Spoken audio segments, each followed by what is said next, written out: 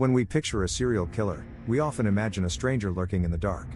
But history's most prolific female murderers shatter this stereotype, operating not through brute force in the shadows, but with terrifying intimacy, often in the very homes or institutions built for care.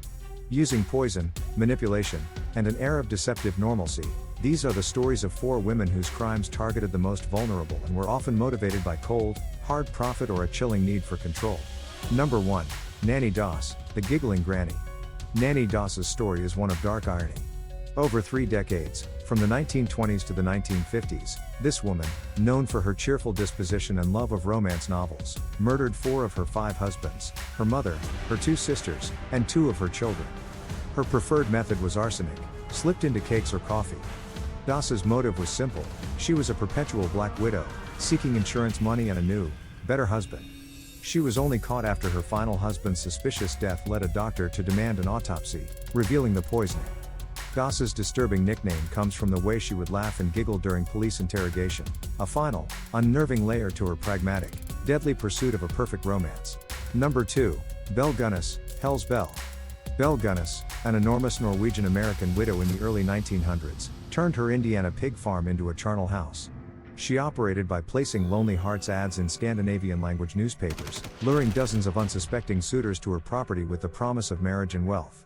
Once the men arrived with their life savings, Gunness would murder them, dismember their bodies, and feed the remains to her hogs or bury them in the pig pen. Her spree ended in a mysterious fire, though many believe the body found was a decoy and she escaped. With a suspected victim count of over 40, Belle Gunness exemplifies the killer whose motive was pure financial gain, using her domestic space as a systematic killing factory. Number 3. Janine Jones, the Killer Nurse. Janine Jones worked as a pediatric nurse in Texas hospitals in the late 1970s and early 80s.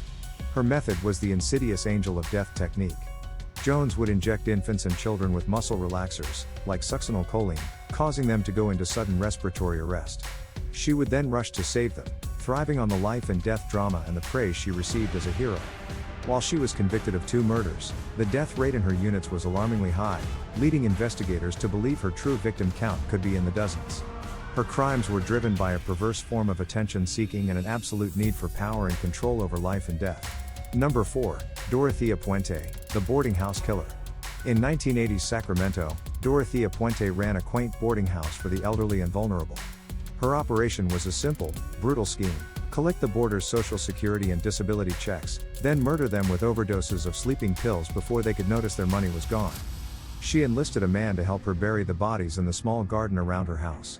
When a police search began, investigators found a shocking array of human remains.